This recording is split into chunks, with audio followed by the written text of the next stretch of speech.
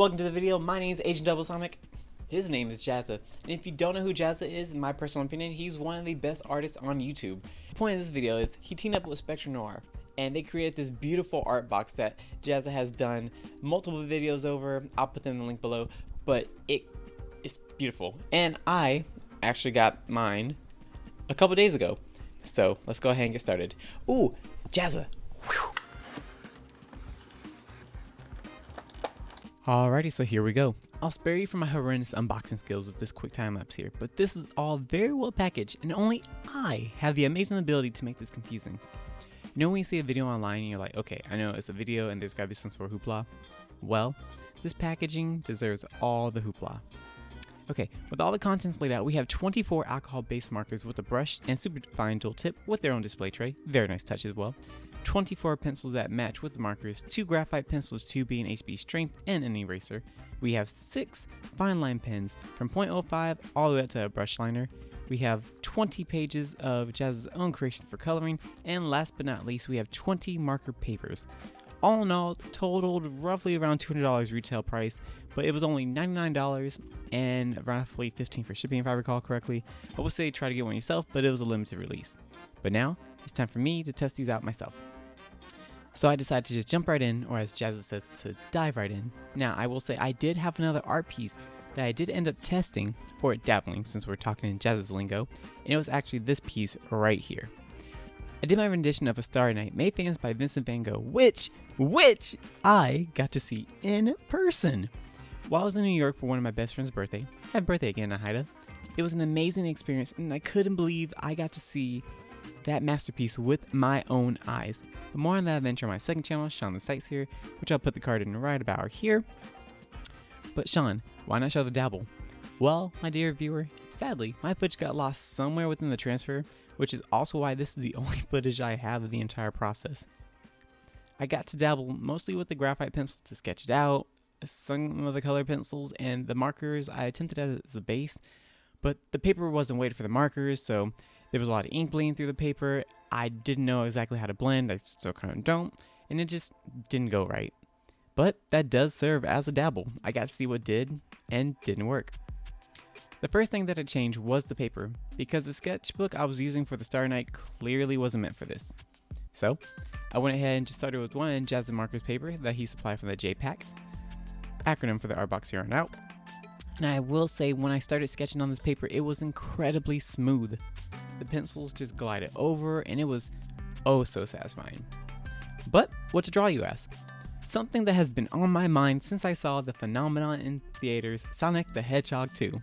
Now see, I could have chosen to draw Sonic, duh, or Tails, but I realized I actually have not drawn the star on my channel before.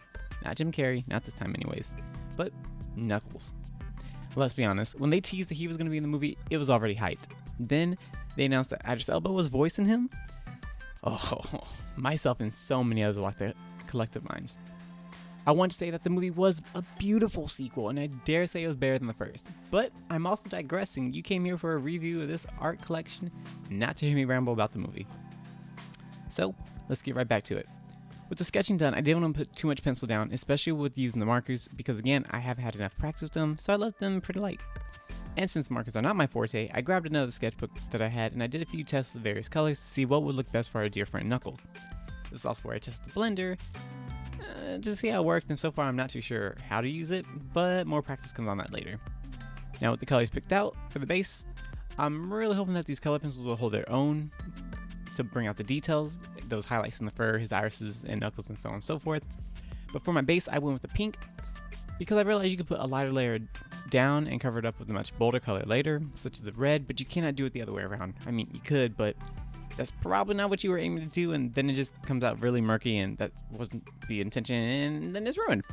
Anyways, so we grab our testing paper to make sure these shades of red will be the right tone for Knuckles to establish a foundation before applying the color pencils, and actually, it looks good. Using the brush tips for the bulk of the base, and then the super fine tips for the smaller areas, I began to finish up Knuckles' fur, and things were actually starting to look pretty good. This piece is really starting to take shape, and this wasn't even using the pencils yet. The markers have felt very nice to use, and the colors were very strong. Now, grabbing out the sketchbook again to test the colors of the muzzle, that requires some serious attention. If I used just plain yellow, it would have been too bright. If I used brown, it would have been too dark. So this is where the blending was going to have to be necessary before the pencils for the finer details. So what are my thoughts so far?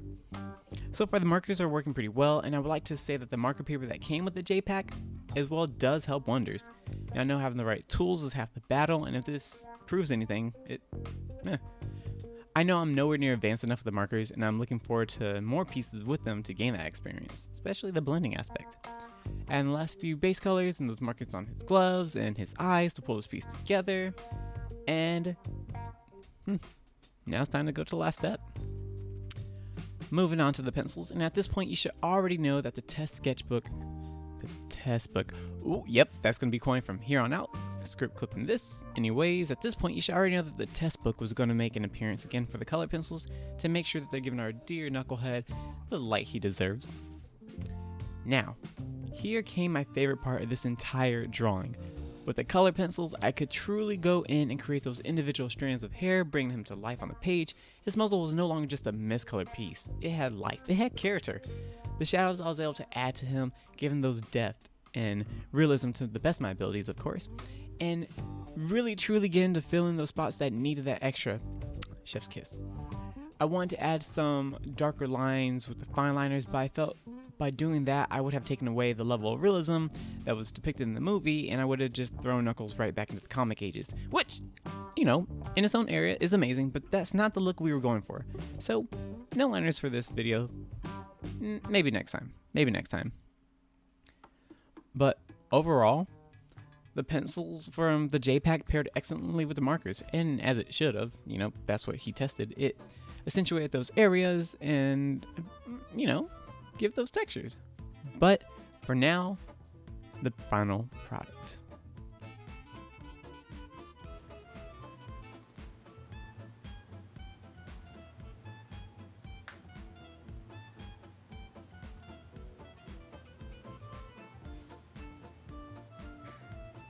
My personal opinion on this is beautiful. I thought it did very well.